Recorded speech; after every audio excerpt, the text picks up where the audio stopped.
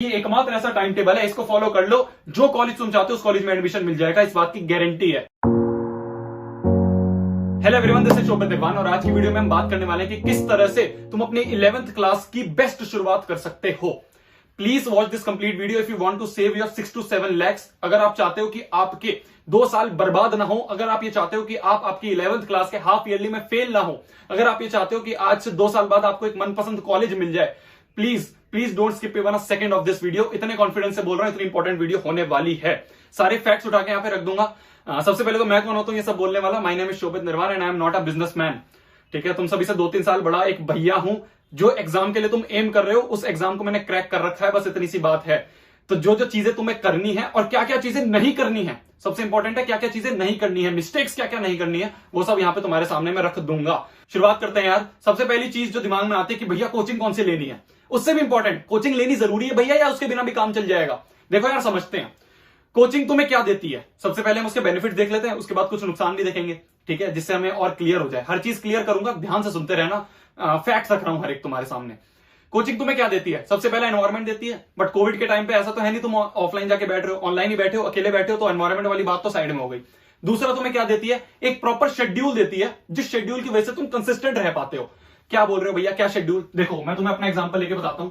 जब मैं कोचिंग में गया था, 11th-12th मैंने कोचिंग से करी है, ठीक है, तो मेरी ऑफलाइन कोचिंग थी, उसमें मैं गया भाई, उन्होंने एक प्रॉपर शेड्यूल दे दिया मेरे को। मैं क्लास 11th में घुसा, क्लास 11th में आते ही उन्होंने एक पूरा पेज सा था। उस पेज में क्या लिख दिया कि मान लो चैप्टर नंबर 1 है, तो चैप्टर नंबर 1 में उन्होंने बोल दिया कि भाई इस चैप्टर में इतने तो लेक्चर्स लगेंगे, ठीक है, इस नंबर ऑफ लेक्चर्स लगेंगे। फिर उसके बाद ये लिख दिया कि इस डेट को स्टार्ट होगा, स्टार्टिंग डेट बता दी मुझे भाई, एंड डेट बता दी मुझे, ये भी बता दिया कि कितने इसमें टेस्ट होंगे, मुझे ये भी बता दिया इसमें कितनी डीपीपी मिलेंगी, मुझे ये भी बता दिया कि इसमें कौन सी मॉड्यूल कितनी बार सॉल्व करनी होंगी। तो अगर हम एक सब्जेक्ट की बात करें तो एक सब्जेक्ट में जितने भी चैप्टर्स हैं वो प्रॉपर है, उन्होंने एक शेड्यूल मेरे को दे दिया। इतना बड़ा एक पेज था। फिर जो तुम्हारी क्लासेस होती है वो शेड्यूल्ड होती है, ठीक है भाई। आज तुम्हारी मान लो कि आज भाई सुबह 7 बजे तुम्हारी इस सब्जेक्ट की क्लास है, ठीक है, 7 बजे तुम्हारी इस सब्जेक्ट की क्लास है, तो तुम्हें उठ के वो क्लास लेनी पड़ेगी, नहीं तो मम्मी की चप्पल उड़ती हुई आएगी।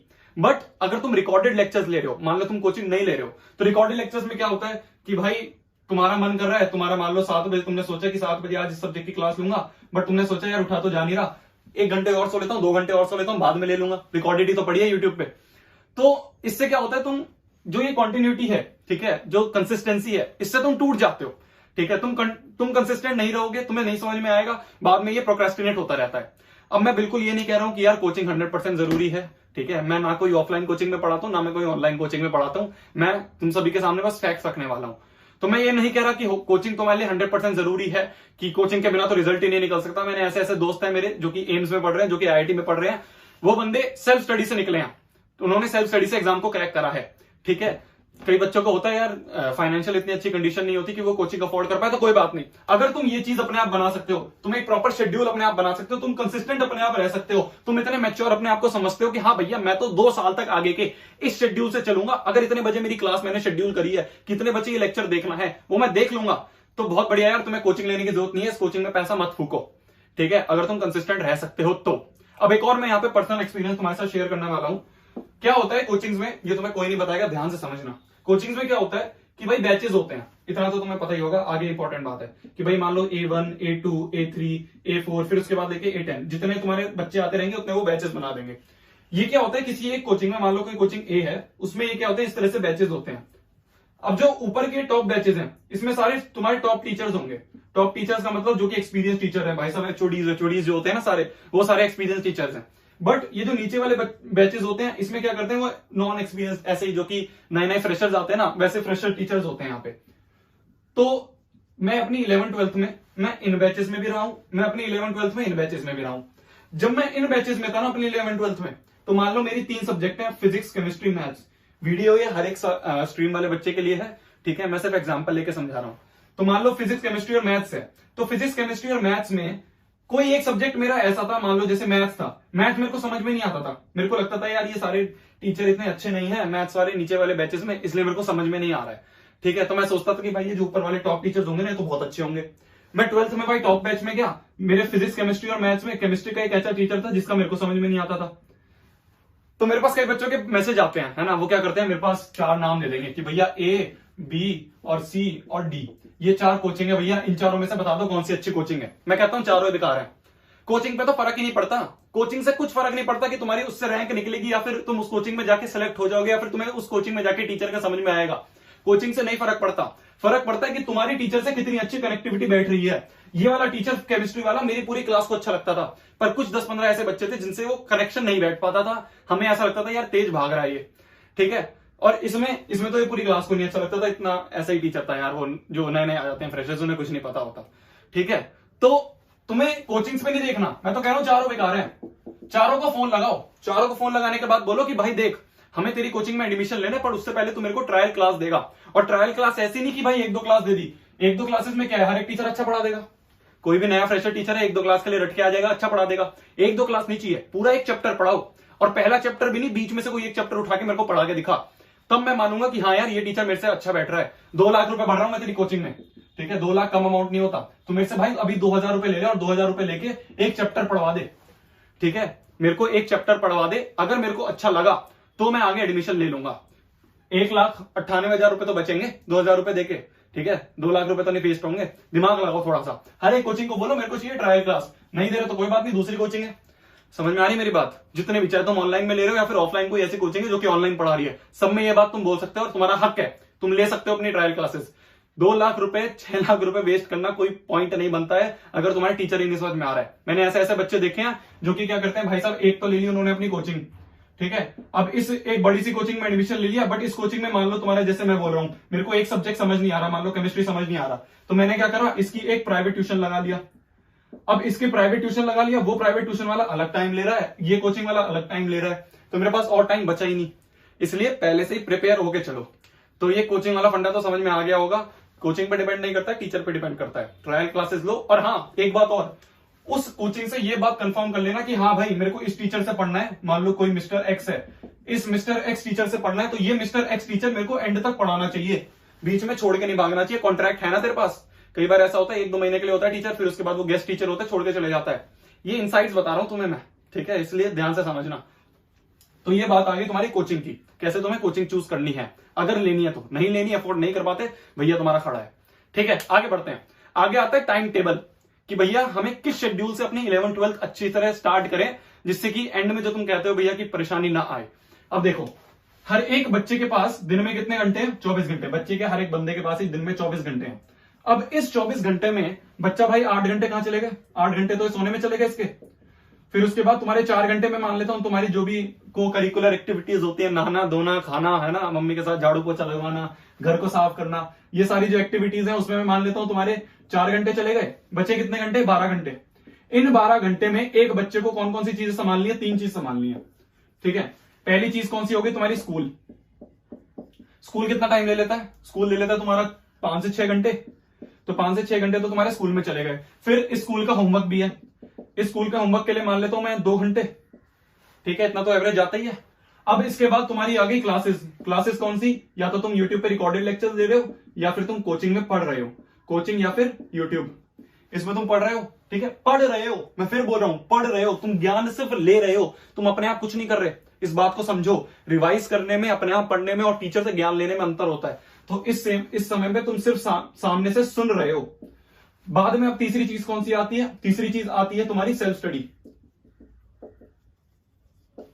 तो यहां तुम्हारे 5 से 6 घंटे लग गए, उसके होमवर्क में 2 घंटे, क्लासेस में तुम्हारे फिर 5 से 6 घंटे लग रहे हैं। भाई 6 घंटे यहां चले गए, 6 घंटे यहां चले गए, 2 घंटे यहां चले गए, टाइम का बचा। ये सेल्फ स्टडी के लिए टाइम का बचा तुम्हारे पास। यही सबसे बड़ी प्रॉब्लम है इस समय 11th-12th वाले बच्चों के लिए। एक बात ध्यान से समझ लो, अगर तुम किसी भी कॉम्पिटिटिव एग्जाम की तैयारी कर रहे हो, चाहे वो जेई हो, नीट हो या कोई भी एग्जाम हो, अगर तुम खाली सिलेबस को पढ़ के जा रहे हो, सिलेबस कंप्लीट करने से ये एग्जाम क्रैक नहीं होगा। रियलिटी है, फैक्ट बता रहा हूं। तुम्हें एटलीस्ट 5 से 6-7 बार रिवाइज करना होगा। 10 लाख बच्चे एग्जाम में बैठते हैं यार, कहां है जगह? 10 लाख बच्चे एग्जाम में बैठते हैं, ठीक है। 10 लाख बच्चों में से हर एक बच्चे का जो सिलेबस है वो कंप्लीट हो जाता है। एंड तक रोते रोते धक्का मार मार के बच्चा सिलेबस तो कंप्लीट कर ही लेता है। 100% सिलेबस कंप्लीट है हर बच्चे का। बट सिलेक्शन कितना है? सिलेक्शन कितना होता है? 1% बच्चे का। वो 1% बच्चा कौन होता है? वही बंदा होता है जो कि 7 से 8 बार रिवीजन करके बैठा होता है, सैंपल पेपर करके बैठा होता है, इतनी बार रिवीजन कर रखा है कि उसे नोट्स उठाने की जरूरत नहीं पड़ती, रटा हुआ है हर चीज, ठीक है। तो एक बात समझ लो कि खाली क्लासेस से सुनने से तुम्हारा सिलेक्शन नहीं हो सकता। खाली बोर्ड तक का गोल है तो बात अलग है। अब भाई इसको क्रैक कैसे करें भैया, इसको कैसे ब्रेक करें, ये जो चीज चली आ रही है इसको कैसे क्रैक करें, हम इसी के बारे में बात करते हैं। सबसे पहला आता है तुम्हारा स्कूल। ठीक है, स्कूल में क्या है भाई, अब तुम इतने मैच्योर हो, मैं तुम सभी से ये बात बोल सकता हूं, अब तुम इतने मैच्योर हो, तुम्हें पता है कि तुम्हारे स्कूल में पढ़ाई हो रही है या नहीं हो रही। ठीक है, थोड़ी सी हार्ड बात लग सकती है बट ये रियलिटी है। तुम्हें पता है कि तुम्हारे स्कूल में सिर्फ टाइम पास हो रहा है, सिर्फ नाम के लिए पढ़ाई हो रही है या फिर सच्ची में पढ़ाई हो रही है। अगर सिर्फ नाम के लिए पढ़ाई हो रही है तो इसे कर दो स्किप। ठीक है, ये जो तुम्हारे 5 से 6 घंटे है ना, इन 5 से 6 घंटे को, कोई बच्चा डमी स्कूल ले रहा है तो बात ही अलग है, बट अगर कोई बच्चे ने स्कूल ले रखा है और उसे पता है उसके स्कूल में पढ़ाई नहीं हो रही, तो ये ऑनलाइन क्लास तुम्हारी चल रही है 5 से 6 घंटे, कैमरा ऑन करो, नीचे अपनी ट्यूशन की कॉपी रखो और सेल्फ स्टडी करो। इस टाइम को तुम्हें कंज्यूम करना है अपनी सेल्फ स्टडी में, इस टाइम को कंज्यूम करना है किसमें, सेल्फ स्टडी में। ठीक है, और हाँ अगर क्लास अच्छी हो रही है भाई, स्कूल में अच्छी तरह पढ़ाई हो रही है तो ठीक है भाई, बैठ के पढ़ भी लेंगे। अब बात आती है तुम्हारी क्लासेस की, यहां पे तो टाइम निकल गया। अब बात आती है तुम्हारी क्लासेस की, जो तुम्हारी क्लासेस तुम ले रहे हो, पहला पॉइंट जो सबसे इंपॉर्टेंट है, नोट्स तुम्हें क्लास के साथ साथ बनाने हैं, नोट्स इन क्लास ओनली। मैंने ऐसे ऐसे बच्चे देखे हैं, बच्चे क्या करते हैं 2 घंटे भाई बैठ के, मैंने मान लो आज एक सब्जेक्ट ए है, उस एक सब्जेक्ट की आज क्लास थी 2 घंटे की। ठीक है, तो बच्चे ने क्या करा, सर है वो तो पीपीटी में पढ़ाए जा रहे हैं, हमें नोट्स बनाने का टाइम ही नहीं मिलता। भाई उसको बोलो कि मेरे को नोट्स बनाने हैं, मैं बाद में टाइम नहीं वेस्ट कर सकता। इस बच्चे ने 2 घंटे की क्लास ली, फिर उसके बाद 2 घंटे बैठ के नोट्स बना रहा है उस क्लास के, तो क्यों टाइम वेस्ट कर रहे हो। जिस समय क्लास चल रही है उस समय पे तुम्हें नोट्स बनाने हैं, बाद में बैठ के नोट्स सजा के नहीं लिखने। समझ में आ रही है मेरी बात। तो जिस समय क्लास चल रही है उसी समय नोट्स बनाने हैं। दूसरी चीज, अच्छे नोट्स बनाने हैं, ऐसे नोट्स बनाने कि अगर तुम उसको उठा के 2 साल बाद पढ़ो तो तुम्हें समझ में आए। ठीक है, मैंने नोट्स के ऊपर यार एक कंप्लीट वीडियो बनाई थी। ठीक है, और उस पर बहुत अच्छा रिस्पॉन्स आया था, हर एक फैक्ट मैंने उठा के रख दिया था उसमें कि ये करना है। मैं फिर बोल रहा हूं, मेरे को व्यूज से चक्कर नहीं है, मेरे को ये है कि तुम्हारा टाइम जो है वो अभी ना ज्यादा परेशान हो, तुम बाद में 11th में जाके एंड में सफर ना करो, पहले ही 10 मिनट दे दो, वीडियो देख लो, समझ में आ जाएगा। ठीक है, मेरे को व्यूज का इतना नहीं है यार, तुम्हारी लाइफ, तुम्हारा 1 साल की ज्यादा अहमियत है, देख लोगे समझ में आएगा कि किस तरह से अच्छी तरह नोट्स बनाने हैं, मैं लिंक दे दूंगा। ठीक है, तीसरी चीज ये आती है आस्क डाउट्स। टीचर पढ़ा रहा है, अगर कोई भी एक चीज समझ में नहीं आ रही है तो तुम्हारा ये हक बनता है, तुम उसको बीच में रोक के पूछ सकते हो कि सर ये समझ में नहीं आ रहा, ये क्वेश्चन नहीं आ रहा है, ये टॉपिक समझ में नहीं आ रहा, एक बार वापस रिपीट करो। डरो मत, शर्माओ मत कि यहाँ पे बैठी लड़की या फिर यहाँ पे बैठा लड़का तुमसे कहेगा कि ये तो फुद्दू बंदा है, ऐसा कुछ नहीं है। समझ में आ रही है मेरी बात। जितने डाउट पूछ सकते हो डाउट पूछो। मैं फिर बोल रहा हूँ, रिग्रेट होता है बाद में। आज तुमने नहीं पूछा शर्म के मारे, बाद में मान लो टेस्ट में कोई सवाल आ गया और वही सवाल आ गया जो कि तुम्हारा डाउट था। मेरे को पता है, मैंने खुद पर्सनल एक्सपीरियंस करा है, अगर वो सवाल नहीं होता है उस समय तो उससे ज्यादा रिग्रेट होता है। तो जितने हो सकते हैं डाउट पूछो। ठीक है, डाउट पूछना एक अच्छी आदत है, इसको बुरा मत मानो। तुम ये मत मानो कि तुम बहुत नीचे हो पूरी क्लास से। एक बात बताऊं, तुम क्लास में बैठे हो, ठीक है, तुम्हारी क्लास में मान लो 50 बच्चे बैठे हैं और मान लो तुम्हें एक डाउट आ गया, तो अगर तुम उस डाउट को पूछ रहे हो तो तुम इनडायरेक्टली और बच्चों का भी भला कर रहे हो जो कि शर्म के मारे नहीं पूछ पाए। 25 बच्चे ऐसे होंगे जिनको सेम डाउट होगा बट वो शर्म के मारे नहीं उठ के पूछ पाते। ठीक है, तो ये मत सोचो खाली तुम ऐसे हो जिसको डाउट आ रहा है, बहुतों को आता है बट वो शर्म के मारे नहीं पूछते। तुम आगे बढ़ के पूछ सकते हो, तुम्हारा हक है, तुमने पैसा भरा है 2 लाख रुपए। समझ में आ रही है मेरी बात। अब आगे बढ़ते हैं, ये आगे तुम्हारा क्लासेस का। ठीक है, तुमने नोट्स बना लिया, अच्छे नोट्स बनाए, डाउट्स पूछ लिया, हर चीज क्लियर है। अब आते हैं तुम्हारी सेल्फ स्टडी में। टाइम तो तुमने यहां से निकाल लिया, तो सेल्फ स्टडी के लिए तो तुम्हारे पास टाइम है। एक पॉइंट यहां पे मैं रखना चाहता हूं, कैसे तुम्हें सेल्फ स्टडी करनी है। ठीक है, बहुत ध्यान से समझना। भाई मान लो कोई तुम्हारा सब्जेक्ट है ए, ठीक है, इस ए सब्जेक्ट की, यार यहां पे दिख रहा होगा तुम्हें, चलो ठीक है मैं यहां नीचे लिख देता हूं, एक सेकेंड, यहां पे लिख देते हैं। कोई सब्जेक्ट है मान लो ए, इस ए सब्जेक्ट की मान लो 23 तारीख को क्लास थी, आज 23 है, 23 तारीख को ए सब्जेक्ट की तुम्हारी 2 घंटे की क्लास थी। मान लो अब तुम्हारी 24 को छुट्टी है, 24 को ए सब्जेक्ट की नहीं किसी और सब्जेक्ट की है, बाद में 25 को इस वापस ए सब्जेक्ट की क्लास है 2 घंटे की, तो तुम्हारे पास अराउंड 1-2 दिन का गैप है। ठीक है, अब इन 2 दिन के गैप में तुम्हारे मिनिमम 3 बार रिवीजन हो जाने चाहिए। क्या बात कर रहे हो भैया, 3 बार रिवीजन, कैसी बात कर रहे हो? 3 बार रिवीजन नोट्स के कैसे होंगे ये समझाता हूं। 3 बार तुम्हें रिवीजन करने हैं, 1 2 3। सबसे पहला जो रिवीजन होगा उसमें अराउंड तुम्हें 1.5 घंटे लगेंगे नोट्स रिवाइज करने में। इनमें क्या क्या करना है तुम्हें, सबसे पहली चीज जो तुम्हें करनी है वो ये कि तुम्हें क्वेश्चंस फ्रेम करने हैं। क्वेश्चंस फ्रेम करने का मतलब क्या यार, मेरे को लग रहा है कि शायद तुमने वो वीडियो देखी होगी जिसमें मैंने वो फॉरगेटिंग कर्व ब्रेक करने वाला है ना, practical meaning of smart work, ये वाली वीडियो में मैंने डिस्कस करा था कि नोट्स में हर एक पेज के ऊपर कुछ क्वेश्चंस फ्रेम करने हैं। मान लो कोई तुम्हारा एक नोट्स है, उसमें एक पेज है, ठीक है, तो इस पेज में जो तुम्हारा जो भी लिखाया गया है उसके ऊपर कुछ क्वेश्चन फ्रेम करके ऊपर छत पे बना दो। ठीक है, 2-3 क्वेश्चन जो कि जिसके आंसर नीचे यहीं पे इस पेज में लिखे हुए हैं। तो पहली चीज तुमने क्वेश्चन फ्रेम कर दिए। अगर नहीं दिखी है वीडियो तो उसका भी लिंक दे दूंगा, ध्यान से समझ लेना। वो मोस्ट इंपॉर्टेंट वीडियो है, ठीक है, वो गोल्ड है तुम्हारे लिए, समझ लेना बात को। क्वेश्चंस तुमने फ्रेम कर दिए, साथ ही साथ तुमने सारे फॉर्मूले को रिवाइज कर लिया, ठीक है, जितने भी फॉर्मूले उनको रिवाइज या फिर लर्न कर लिया, और जितने भी सर ने क्वेश्चंस क्लास में करवाए थे उन्हें रफ कॉपी में एक बार अपने आप कर लिया, रफ कॉपी में अपने आप एक बार सॉल्व करके देखा। ये हो गया तुम्हारा पहला रिवीजन। ये पहला रिवीजन में अराउंड 1.5 घंटे लगेंगे, और ये मान लो तुमने आज क्लास लिया और आज की रात को तुमने ये रिवीजन मारा है। अब जो सेकंड रिवीजन होगा उसमें क्या होगा, सेकंड रिवीजन में मात्र तुम्हें 30 मिनट लगेंगे। इसमें तुम्हें क्या करना है, इसमें तुम्हें अब कॉपी भी नहीं उठानी, जिस कॉपी में नोट्स लिखे थे वो कॉपी भी नहीं उठानी। अपने आप सुबह सुबह मॉर्निंग में सुबह सुबह उठे भाई, एक पेपर उठा लिया, रफ पेपर, और उस पेपर में दिमाग लगाओ, अपने आप दिमाग में से रिट्रैक्ट करो क्या क्या तुमने पढ़ा था, ठीक है, दिमाग में लाओ कि यार सर ने कल ये पढ़ाया था, फिर एक पेज ले लिया, एक पेज में लिख दिया कि सर ने ये पढ़ाया था, फिर सर ने ये पढ़ाया था, फिर सर ने ये पढ़ाया था। पूरे पेज में चाहे गंदा हो जाए पूरा, पर हाँ तुम्हें एक बार रिवाइज हो जाना चाहिए कि सर ने क्या क्या पढ़ाया था। अपने आप सोचने की कोशिश करो, ठीक है। मैं फिर बोल रहा हूं, जितने भी ये बच्चे होते हैं जो कि स्मार्ट वर्क करते हैं, वो हर बार एक चीज को वापस पढ़ते नहीं है, वो हर बार दिमाग में से उस चीज को निकालते हैं, ठीक है। जितनी बार तुम रिट्रैक्ट करोगे वापस दिमाग में से, उतनी बार तुम्हारा दिमाग शार्प होगा। तो दूसरी बार तुमने क्या करा, एक पेज में हर एक चीज को अपने आप लिख लिया। तीसरी बार जो तुम्हारा रिवीजन होगा वो होगा जस्ट क्लास से 15 मिनट पहले, 15 मिनट पहले फ्रॉम क्लास। इसमें क्या करोगे तुम, इसमें मात्र तुम्हें 10 मिनट लगेंगे। इसमें जो तुमने यहाँ पे क्वेश्चन फ्रेम करे थे, कौन से क्वेश्चन तुमने फ्रेम करे थे, ये जो तुमने क्वेश्चन फ्रेम करे थे, इनको जस्ट ऊपर से पढ़ना है। मान लो तुमने नोट्स उठाए, नोट्स में पहला पेज लिया, पहले पेज में तुमने यहाँ क्वेश्चन लिख रखे हैं, फिर उसके बाद तुम दूसरे क्वेश्चन में गए, इन क्वेश्चंस को पढ़ा, इनका आंसर अपने आप सोचा, लिख बोल दिया। फिर तुमने दूसरे पेज पे गए, दूसरे पेज में यहाँ क्वेश्चंस लिखे हुए हैं, इन क्वेश्चंस को पढ़ा, इसका जो आंसर है अपने आप सोचने की कोशिश करी। इससे क्या हुआ, तुमने मात्र इतने टाइम में 3 बार रिवीजन मार दिया एक सब्जेक्ट के एक नोट्स का। क्या होगा इससे, फायदा क्या होगा? पहली बात तो अगली क्लास में तुम जाओगे, तुम और बच्चों से सबसे ऊपर होगे। क्यों? क्योंकि तुमने हर चीज को अच्छी तरह रट रखा है, हर चीज को अच्छी तरह पढ़ रखा है। दूसरी चीज, मान लो आज से 1.5 साल बाद तुम इस नोट्स को वापस उठाओगे ना, 1.5 साल बाद वापस नोट्स को उठाओगे, तो एक बार मात्र रीड करने में तुम्हें पूरा नोट्स याद आ जाएंगे, ठीक है। ये मैंने खुद एक्सपीरियंस करा है, अपने पर्सनल एक्सपीरियंस से इस बात को बता रहा हूं, ठीक है। तो स्कूल के तुम्हारा यहाँ टाइम था, इसमें टाइम तुम्हें पता है कि भाई ये बकवास चीजें, अगर यहाँ पे सब फालतू चीजें हो रही है, स्किप कर दिया, उस चीज को तुमने यहाँ पे करंट अपना सेल्फ स्टडी में टाइम दे दिया।